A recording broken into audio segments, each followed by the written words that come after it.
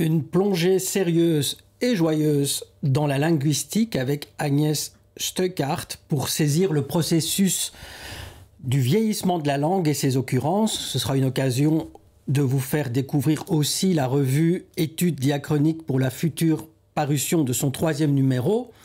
Un avant-goût de la prochaine journée de l'Institut psychanalytique de l'enfant du champ freudien sur les rêves et les fantasmes chez l'enfant avec Bruno Alivon. Voilà le programme du Divan dans le monde et de l'actualité de la psychanalyse de cette nouvelle émission de Studio Lacan. Bonjour Pénélope. Jacques Lacan a créé la psychanalyse dans la langue sous des plans qui ont évolué, fondant son expérience, l'expérience de la psychanalyse, comme relevant de la fonction et du chant, comme il disait, de la parole et du langage. Il a ainsi introduit par son enseignement l'ensemble de la communauté intellectuelle aux sciences de la linguistique générale. C'est donc pour les meilleures raisons du monde et bien d'autres que Studio Lacan ouvre cette question du vieillissement de la langue. Qu'est-ce à dire? Comment se produit-il? Dans quelle mesure et pour quels effets? Eh bien, c'est ce que nous allons voir avec notre invitée Agnès Steuckart. Allons-y.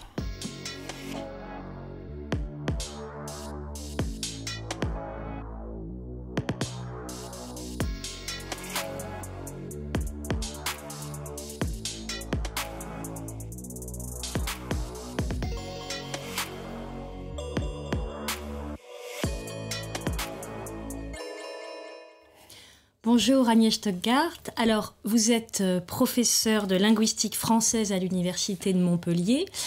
Vous avez dirigé le laboratoire Praxilingue jusqu'en 2020. Et parmi vos ouvrages, vous avez écrit Gens ordinaires dans la Grande Guerre et également Entre villages et tranchées, l'écriture de poilus ordinaires, dans lequel notamment vous vous intéressez au vocabulaire des soldats pendant la Première Guerre mondiale. Et là, donc pour l'émission qui est la nôtre aujourd'hui, donc vous avez dirigé le numéro Études diachroniques, le numéro dont nous parlons aujourd'hui, de la revue Études diachroniques, publiée chez l'éditeur Honoré Champion. Et donc la revue s'intitule Le vieillissement dans la langue. Et donc pour commencer, je voulais vous poser une question très simple au fond, qui est celle de notre émission. Est-ce que la langue vieillit? Et surtout, qu'est-ce que c'est qu'un mot, une tournure grammaticale, une tournure de phrase vieille ou un mot vieux? Oui, c'est pas une question aussi simple. Finalement, est-ce que la langue vieillit? On pourrait dire non. Mettons les verbes les plus courants que nous utilisons, être et avoir, ils existent depuis des siècles sans avoir bougé d'un iota finalement, ou à peine dans des usages peut-être qui ont un petit peu évolué, notamment en devenant des auxiliaires par exemple dans la langue. Donc on pourrait dire, non, une langue ça vieillit pas. Mais en même temps, vous le savez bien, dans notre expérience, nous, de locuteurs, on a le sentiment que y a des mots qu'on perçoit comme un petit peu vieux, qu'on perçoit comme un petit peu anciens, avec une perception qui mélange en fait plusieurs époques. On va dire que des mots du genre cuidier ou isselui, ou des mots du Moyen-Âge comme ça, ou goupil, ce sont des vieux mots. Ça, c'est entendu, on est tous d'accord, ce sont de vieux mots. Des mots qui sont un peu plus récents dans notre monde. Vous parliez des poilus, par exemple, qui disaient ne te fais pas de bile, ou sagaze, ou qui utilisaient donc ces expressions qui sonnent un petit peu vieux pour nous aussi, qui sont un peu éloignés de notre usage contemporain. On les considère aussi comme vieilles. Donc, qu'est-ce qui est vieux finalement? Les mots du Moyen-Âge, les mots des poilus, les mots de l'année dernière. Si je dis Kwakubé, je dirais oh oui, ça c'est ce qu'on disait l'année dernière. Si je dis, je ne sais pas moi, on va dire, c'est vrai que toutes ces petites expressions qu'on a dans notre usage et dans notre usage très très fréquent même hein, dans la langue, eh bien, on en change petit à petit. Hein, on a des expressions qui sont devenues complètement ringardes. Le mot ringard lui-même est devenu ringard. Et donc, on a un vieillissement à plusieurs dimensions, finalement, avec des mots qui appartiennent à des époques très différentes et dont on va dire pour tous qu'ils sont vieux. Mais vieux, finalement, ça veut dire des choses différentes. Oui, d'ailleurs, dans l'introduction à ce numéro de la revue qui va sortir, vous indiquez qu'on a plutôt tendance, que la langue est vivante, elle est mouvante, et qu'on a plutôt tendance de s'intéresser aux nouveaux mots qui rentrent dans la langue, aux néologismes. Les dictionnaires en font souvent la publicité, mais qu'on s'intéresse moins comment, au fond, des expressions ou des mots tombent en désuétude. Voilà. Oui, parce que c'est plus difficile, au fond, d'étudier comment un mot disparaît, parce qu'il disparaît jamais tout à fait complètement. Les mots qui sont censés avoir disparu un petit peu brutalement. Par exemple, les mots de la Révolution française, du type Gabelle, Champard et même les titres de noblesse. Mais ils ont été abolis. On a un événement social qui va les faire basculer dans une forme d'obsolescence soudaine. Mais en vérité, ils continuent de vivre leur petite vie, puisqu'ils vont continuer à exister dans des romans historiques, par exemple, dans les livres d'histoire, où ils vont revenir, ne serait-ce que parce que l'histoire va ramener, par exemple, les titres de noblesse avec la Restauration. Donc on va avoir à nouveau des princes, des ducs, on va garder certaines choses comme les départements, les cantons et ces genres de divisions, mais on va abandonner, par exemple, les noms des mois, qui étaient si jolis, Germinal, Fructidor. Ceux-là, non, on ne va pas les garder. Donc, l'histoire, elle a cette faculté de faire tomber dans une forme de désuétude référentielle. Ce sont des mots qui n'appartiennent plus à notre univers réel, finalement. Mais en même temps, bien, le langage continue à véhiculer tous ces mots-là qui restent présents et disponibles dans notre univers référentiel et qui parfois ont une nouvelle vie d'une certaine manière, reviennent en usage. Voilà. Peut-être on peut revenir sur l'opposition classique qu'on connaît entre synchronie et diachronie en linguistique. Vous pouvez peut-être nous rappeler à nos auditeurs la portée de cette opposition linguistique. Et d'ailleurs, avec le titre de votre revue, on apprend d'ailleurs qu'il y a une linguistique diachronique qui aurait, d'ailleurs, j'ai lu ça, connu une certaine désaffection relative à l'époque du structuralisme. Pourquoi? C'est vrai. Pourquoi? C'est une longue histoire. L'histoire des linguistes, c'est aussi des histoires de chapelles qui se disputent les unes les autres et des générations finalement qui se construisent en opposition à la génération précédente. Donc il y a au XIXe siècle quand même une forte tradition philologique qui est très attentive à l'histoire et au changement dans la langue, à la diachronie, donc à la dimension diachronique. Et puis, on se dit, mais c'est intéressant aussi de regarder à un instant T comment ça se présente la langue. Ça, c'est le regard synchronique. En vérité, un linguiste, il fait les deux. Il va aller, bien sûr, s'intéresser à un instant T donné, qui peut être son vécu ici maintenant, le 15 février 2025, ou ça peut être d'aller regarder la synchronie au XIVe siècle, par exemple. C'est aussi une synchronie. Et donc ça, c'est une forme de regard, de se dire, bon, ben, où on en est de ce système linguistique à tel moment. Et le regard diachronique, il se dit, mais comment ça a changé de l'instant T0 à l'instant T1, quoi. Comment ça s'est transformé. Et alors moi, ça m'intéresse plus de travailler sur comment ça change, d'essayer de comprendre ça. Mais bien sûr que les deux sont imbriqués, forcément. Alors justement, vous parlez de transformation. Est-ce que c'est pas ainsi qu'il faut entendre le terme vieillissement, puisque quand on discutait, puis même dans l'introduction, vous expliquez que le terme vieillissement, c'est pas à entendre comme une dégradation telle qu'on en parle du corps en tant qu'organisme, et que ce n'est pas finalement que les mots ne sont pas à entendre comme les corps humains, et que le vieillissement peut avoir une connotation positive, comme la façon dont on parle du vin. On parle d'un vin vieilli, c'est un bon vin. Oui, c'est vrai. C'est vrai. Alors il faut se méfier, oui, de cette analogie entre la dimension d'une vie humaine et de son vieillissement et le langage, qui n'est évidemment pas le même objet et qui a d'abord une durée beaucoup plus longue. Une langue se transforme et n'est pas limitée biologiquement comme un être humain. Néanmoins, cette métaphore du vieillissement, elle est quand même intéressante aussi, parce qu'on a aussi ce sentiment de mots qui se perdent en usage, et donc d'une certaine manière se rétrécissent leur champ. Donc c'est pas complètement faux non plus. Et puis il y a le fait que les mots sont attachés à une génération d'une certaine manière. Et donc, la génération, mettons, d'après-guerre, elle va parler, disons, des Azous, par exemple. Et puis, la génération d'après, ça sera autre chose. On va parler, mettons, des booms.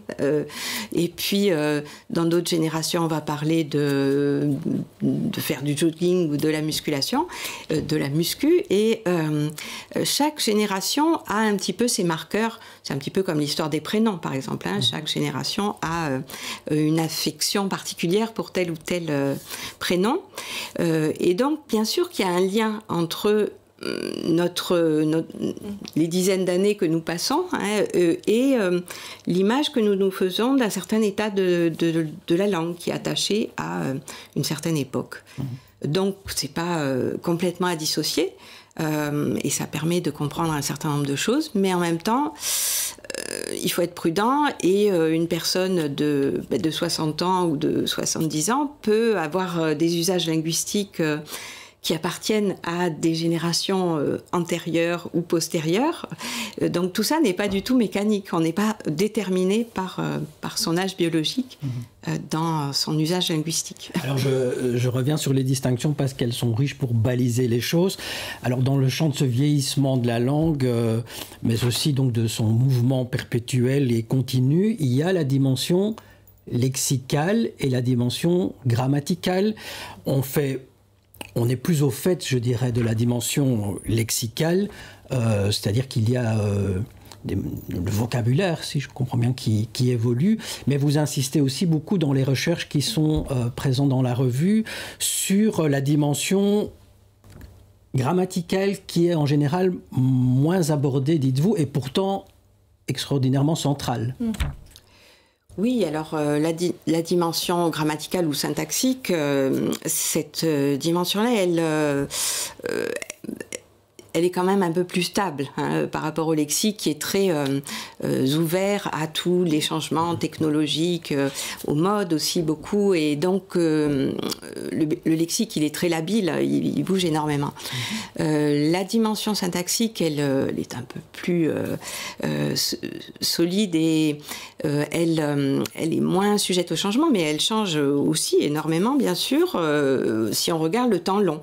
Si on part du Moyen-Âge, on se dit ah oui, alors là vraiment, par exemple, on va regarder le système des démonstratifs, ça n'a plus rien à voir. Ils ont cyste, cils. Nous, on a cette et celui, mais ils servent pas exactement la même chose.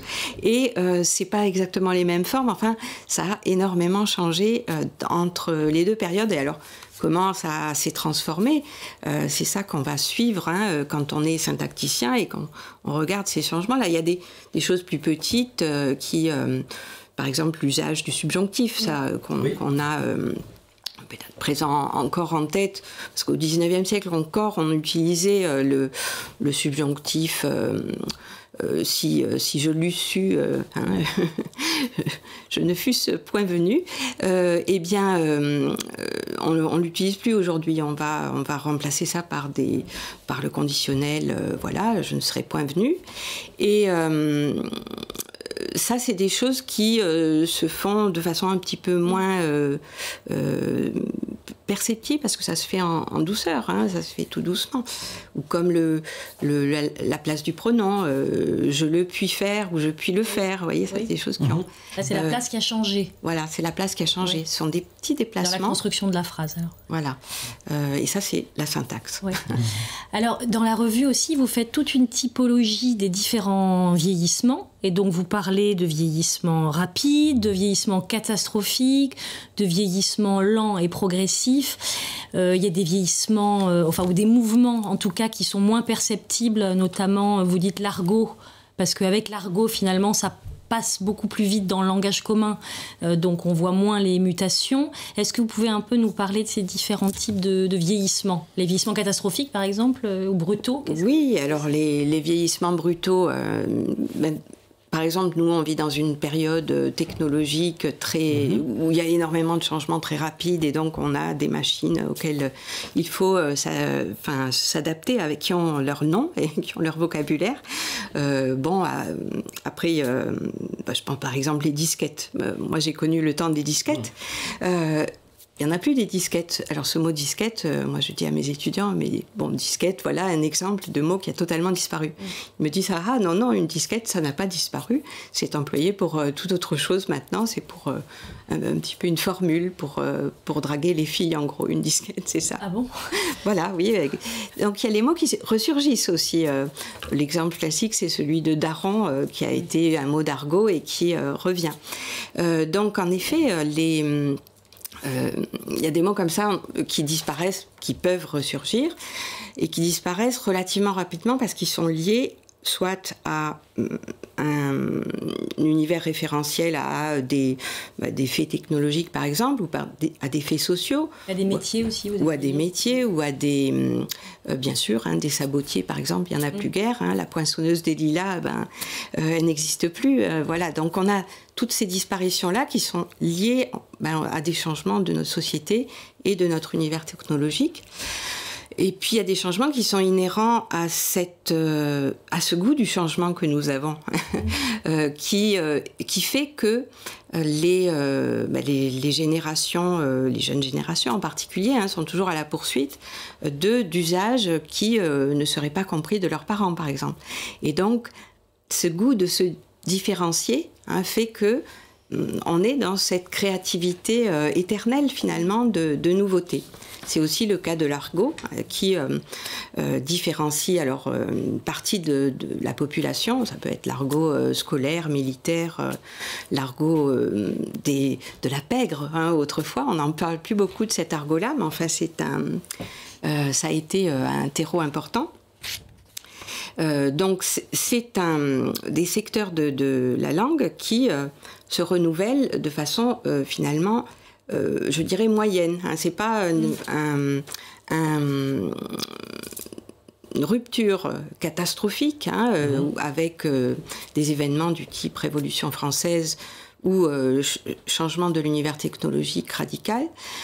C'est des développements qui sont régulier finalement, continu, c'est le renouvellement continuel de la langue. Oui, vous dites que ça change de niveau de langue, que dans l'argot, que certains mots qui appartenaient à l'argot changeaient de niveau de langue, donc ils font plus partie de l'argot. Parfois. Parfois. Pas toujours.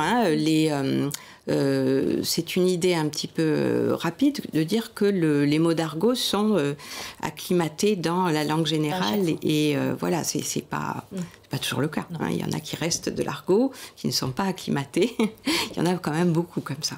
Oui, donc il y a ce mouvement de renouvellement continu de la langue, mais il semble aussi, donc, je ne sais pas si ça correspond tout à fait avec les moments catastrophiques dont vous évoquiez, mais il semble aussi y avoir des moments féconds ou des moments de bascule importants ou des moments historiques qui modifient la langue. Vous évoquiez la Révolution, par exemple, des moments de révolution, enfin... Oui, alors il y a des périodes qui sont plus ou moins réceptives aux changements linguistiques, qui sont plus ou moins ouvertes à ces changements, à cette néologie aussi. Hein, et donc, bien sûr que il y a des formes de résistance aux nouveaux mots et donc une forme de conservatisme qui fait que on va précieusement garder les vieux mots, parfois un petit peu avec nostalgie. La littérature est aussi dans cette préservation. Hein. Pensez, je sais pas, La Fontaine, Apollinaire, Brassens, ce sont des gens qui ont le goût des vieux mots et qui essayent de les réinjecter dans un discours moderne. Donc il y a cette résistance à une rupture trop forte avec le passé. Donc ça c'est un élément. Plus il y a de personnes nostalgiques, plus on va avoir une période de résistance finalement au changement. Et puis on a aussi des périodes où voilà, on ouvre grand les vannes de la néologie. Ça a été l'époque de la Révolution française. C'est aussi la période contemporaine où on est extrêmement ouvert à tout ce qui est anglicisme, par exemple. C'est une question que je voulais vous poser, effectivement. Est-ce qu'on est dans une période, dans un moment pareil de basculement de la langue et on voit aussi, il y a le renouvellement continu, mais il y a celui qui est aussi... qu'on souhaite ou qui est volontairement provoqué pour des raisons historiques, politiques. On connaît, c'est un cas peut-être plus extrême, comment le Troisième Reich a voulu imposer une langue particulière à l'idéologie politique même. Enfin. Oui, tout à fait. On est dans une période qui est très ouverte au changement parce qu'on est dans un univers qui bouge énormément, mais aussi qui est très ouverte au changement parce qu'il y a peut-être une attention au langage. Il y a toujours cette phrase de Camus qui revient mal nommer les choses, c'est ajouter au malheur du monde. Et donc on est d'une attention extrêmement forte à bien nommer les choses. Et donc on est très frileux aujourd'hui sur comment on doit nommer, par exemple, un aveugle. On ne va pas dire un aveugle, hein, on va dire une personne non-voyante, malvoyante, c'est mieux. Une personne en situation de handicap, comme ça on noie bien le poisson. Et on est dans cette période-là où on est à la recherche de... bien nommer les choses. Alors, est-ce qu'on est sur la bonne voie? Je n'en sais rien. Mais en tout cas, on bouge beaucoup, en fait, les nominations aujourd'hui parce que on est dans cette recherche de bien nommer les choses. Donc, la langue est idéologique. Ah ben, complètement, la langue... Fasciste, comme disait l'autre. Pas forcément. Idéologique, moi je dirais pas que ça revient à la même chose, surtout pas. Au contraire, moi je pense que c'est pas une mauvaise chose, qu'on cherche à éliminer de la langue des choses qui sont absurdes. Par exemple, au XVIIIe siècle, il y a le philosophe John Locke qui se bat contre transsubstantiation parce qu'il estime que c'est un mot qui n'a pas de sens. Bon, ben voilà, c'est aussi dire qu'il y a des mots qui ne veulent rien dire et qui sont des mots creux, et on en a de nombreux exemples dans notre langue managériale quand même.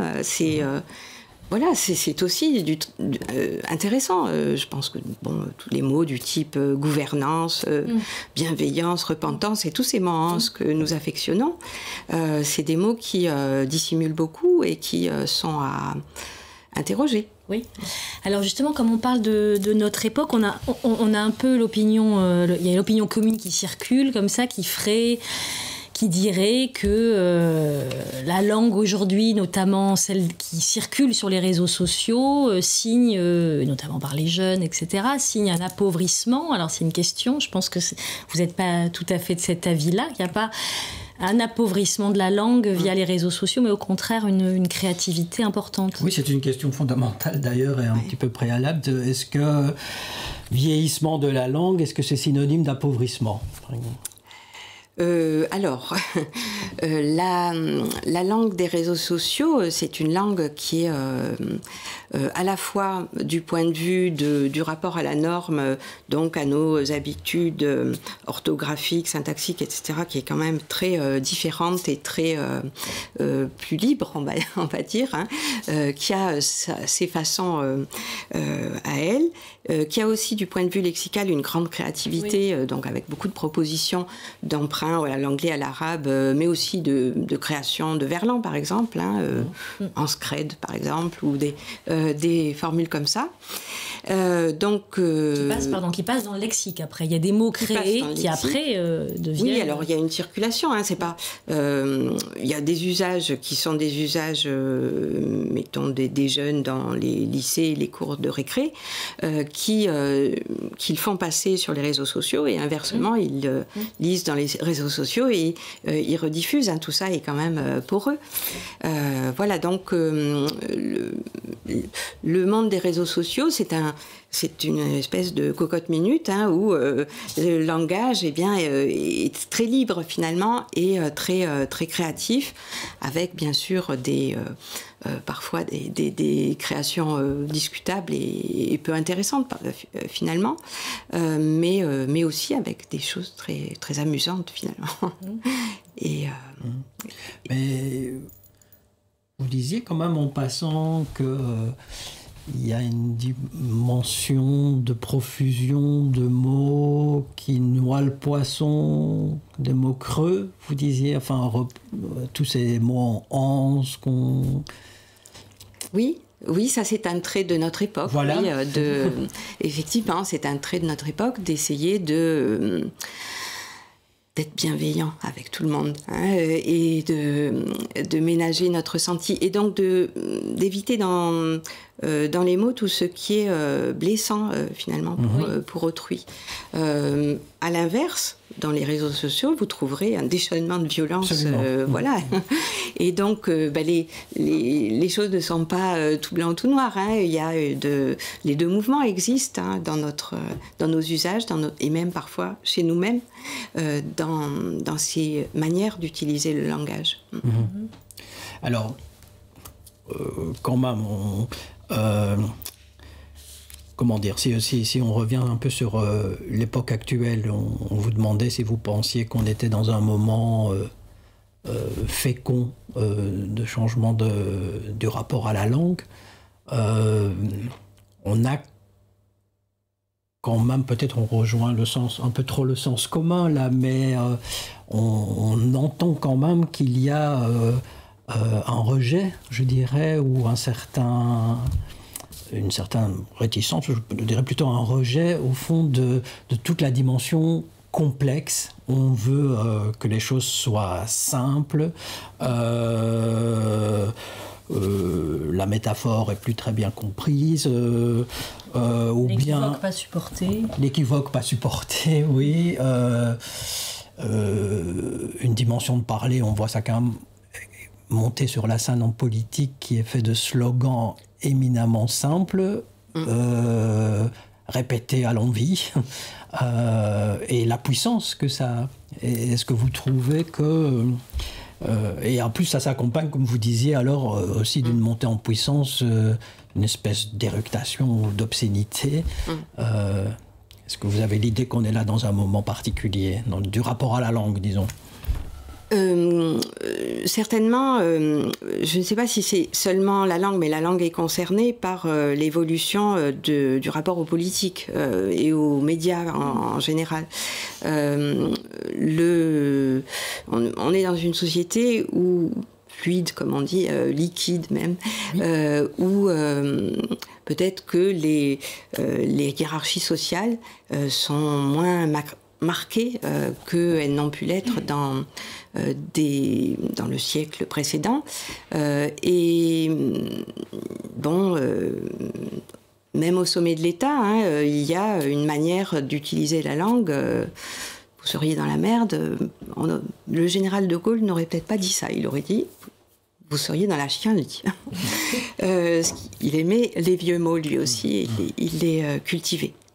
Donc oui, il y a des choses qui ont évolué dans les manières d'utiliser la langue et dans les manières dont la parole publique s'autorise à utiliser la langue. Ça, c'est pas exactement la langue qui change, c'est la manière dont les gens s'en emparent et dont ils estiment qu'ils peuvent utiliser tel ou tel registre.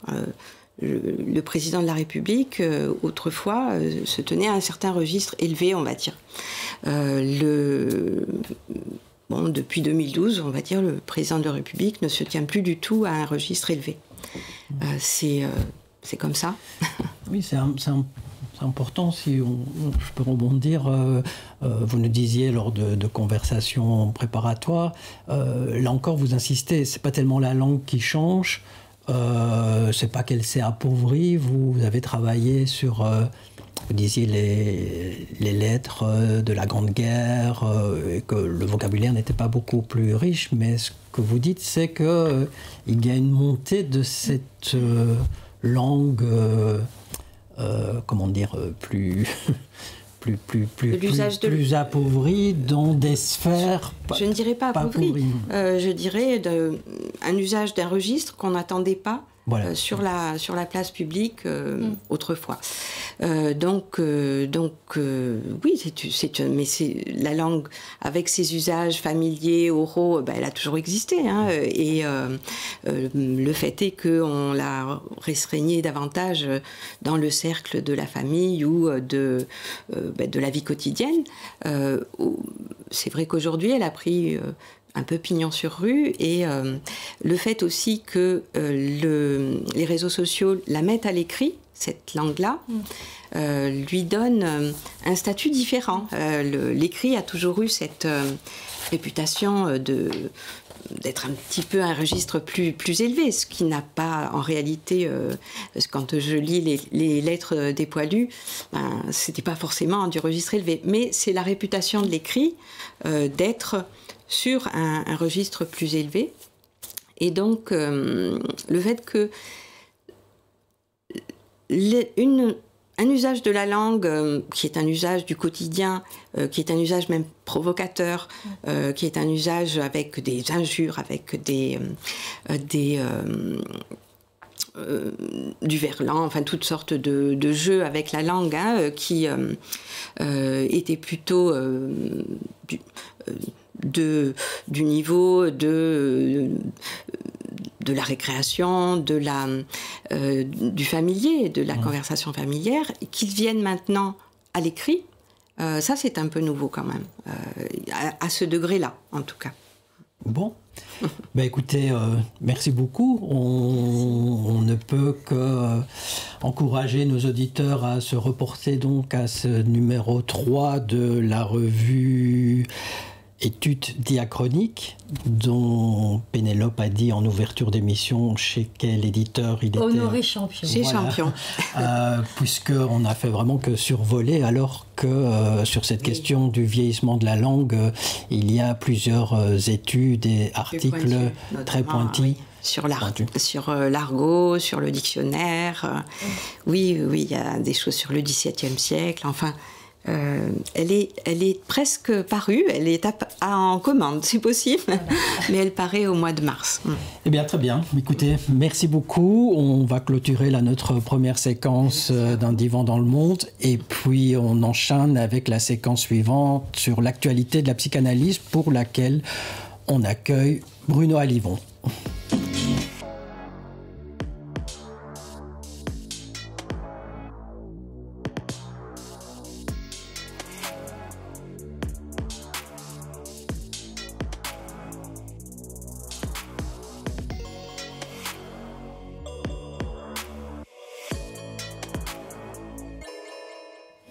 Bonjour Bruno Alivon. Alors, vous êtes psychanalyste à Bordeaux. Et aujourd'hui, pour l'actualité de la psychanalyse, vous allez nous parler de la prochaine journée de l'Institut de l'enfant. C'est ça, oui. Le 22 mars prochain se tiendra à Issy-les-Moulineaux la 8e journée de l'Institut psychanalytique de l'enfant, dont le thème « Rêve et fantasmes chez l'enfant » est au fond quelque part une antidote contre ce qui pourrait œuvrer au vieillissement et à l'appauvrissement de la langue.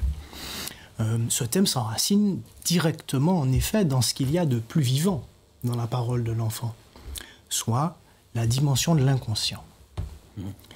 Cette autre scène qui est au sein même de ce qu'il dit, l'enfant, et qui renouvelle le sens commun, au-delà de ce qui est utile à la bonne marche du monde ou de la réalité.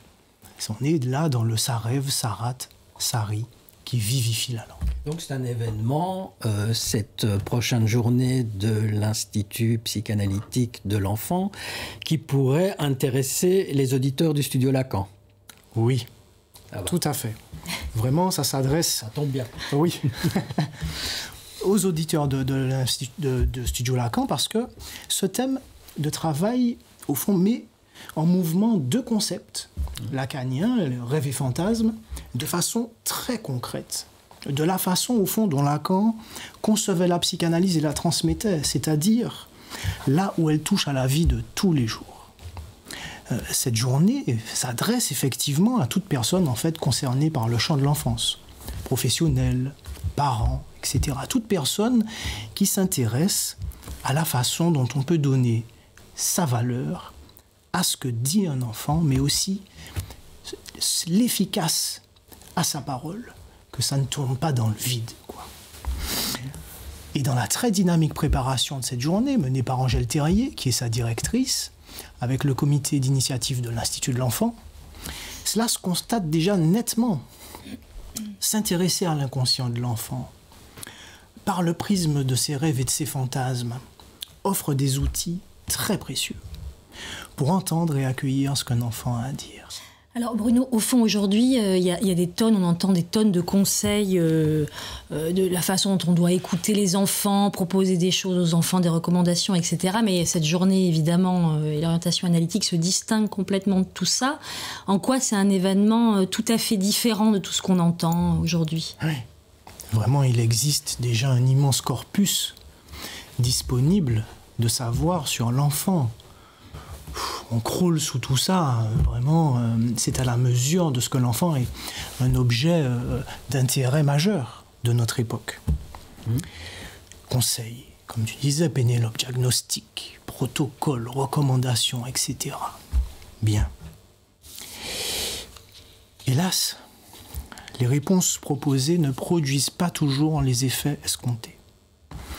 Il n'est pas rare qu'il y ait quelque chose qui résiste, des symptômes qui persistent chez l'enfant, une souffrance qui reste au devant de la scène pour lui et pour son entourage. Alors, il y a la psychanalyse.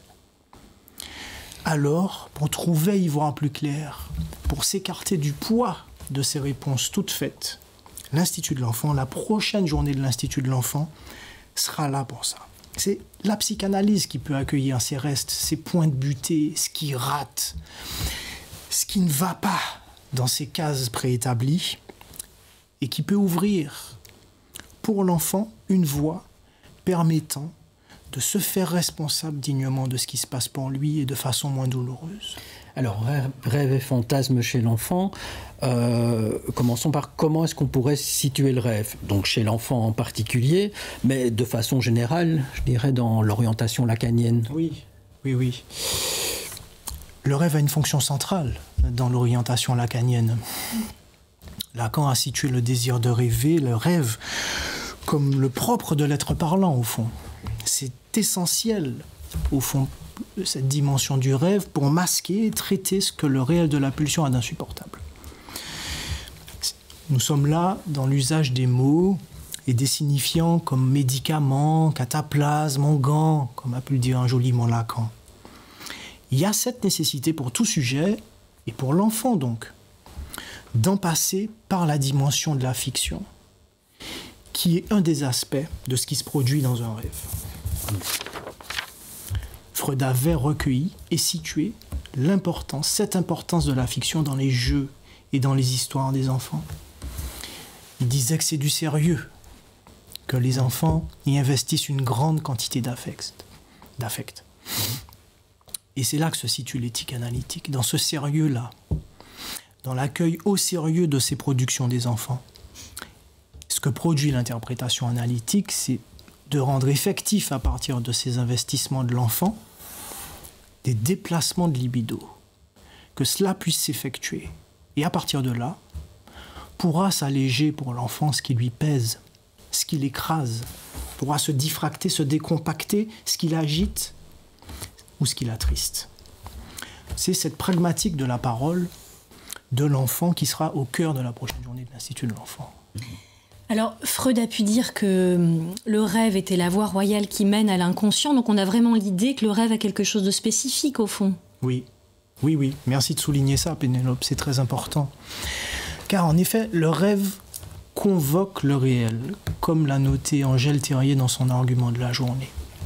C'est-à-dire qu'il permet d'apercevoir un bout de ce qu'il y a d'opaque, et même d'un peu horrible, dans l'économie libidinale d'un sujet, d'un enfant en l'occurrence. C'est l'ombilique du rêve qu'avait trouvé Freud, c'est-à-dire ce qu'on ne peut pas interpréter, ce qu'on ne saisit pas. Ça s'aperçoit aussi dans le cauchemar, et là dans ce qui apparaît de façon un peu plus effrayante, dans cette touche de réel là. Alors ici le tact est requis, bien sûr, mais il ne s'agit pas non plus de reculer, car ce dont il s'agit, c'est d'accueillir ce dont il est question pour l'enfant là. Nous entendrons à la prochaine journée de l'Institut de l'enfant des psychanalystes, des professionnels s'orientant de la psychanalyse, qui présenteront des moments très concrets de leur pratique, dans lesquels les énoncés pour un enfant d'un rêve, d'un cauchemar ou de plusieurs auront été des moments charnières pour lui, des moments tout à fait fondamentaux. Après quoi, avec les effets du discours analytique, eh bien, ils trouvent ces sujets des aménagements beaucoup plus favorables pour eux dans leur vie. Alors ça, c'est pour ce qui est du rêve. Pour ce qui est des fantasmes d'enfants, c'est intriguant, enfin, on pourrait même dire, voire oser, de situer aussi le fantasme au champ de l'enfance. Ça ne se laisse pas facilement attraper, ce point-là. C'est ce qui le rend d'ailleurs très intéressant. Daniel Roy l'avait noté.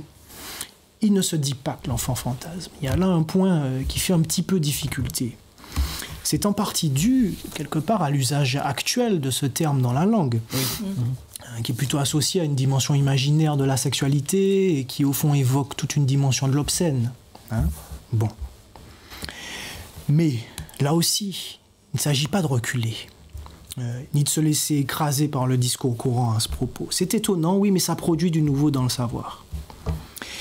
Et puis, disons-le, au fond, par rapport au concept lacanien du fantasme, le fantasme fondamental dont a parlé Lacan, et sa place dans la clinique de l'enfant, il reste des points à élucider. Ça reste une question encore au travail et sur laquelle nous pouvons continuer à avancer. La journée de l'Institut de l'enfant sera l'occasion d'éclaircir cela. Notons d'ici là le pluriel du titre. Rêves et fantasmes, fantasmes au pluriel chez l'enfant. Et donc là, ça nous situe du côté des fantaisies, des histoires et des jeux dont nous avons déjà évoqué, eh bien, la fonction centrale de la fiction. Mais du côté de la fantasmagorie, comme on dit. C'est ça. Mais en prenant le signifiant fantasme, y compris au pluriel, on fait un pas de plus quand même. Vers, au fond, le fait de pouvoir entendre dans tout cela un signifiant qui compte. Dans toutes ces productions, savoir tendre l'oreille pour entendre ce qui compte. Là-dessus, l'exemple du petit Hans, qui est vraiment un cas extrêmement fécond, qui nous enseigne toujours jusqu'à aujourd'hui, est paradigmatique, c'est-à-dire que... C'est un des cas dont Freud a publié, au fond, tout le développement. Exactement. Une de ces 5 psychanalyses. Tout à fait. Vraiment, on a tout un matériel de ce qu'on pouvait dire le petit Hans. Et sans Freud, sans Lacan, sans la psychanalyse, il y aurait de quoi s'y perdre complètement. C'est un foisonnement d'histoire et de production comme quelque part auprès d'un enfant tous les jours. Eh bien, c'est avec justement la lecture analytique que certains signifiants peuvent se détacher dans leur efficace et dans leur fonction de nouage avec la dimension pulsionnelle et l'objet du désir pour l'enfant. C'est une offre sans pareil. Alors, rendez-vous à la prochaine journée de l'Institut de l'enfant. Bon, très bien. Donc c'est le 22 mars prochain, au Palais des Congrès d'Issy-les-Moulineaux. On pourra trouver en cliquant sur il y aura comment dire, l'adresse du blog qui va s'afficher et on pourra trouver toutes les informations à partir de là. Très bien. Ben, merci beaucoup Bruno Alivon. Merci Pénélope. Ainsi se termine cette nouvelle émission de Studio Lacan et on vous donne rendez-vous la prochaine fois.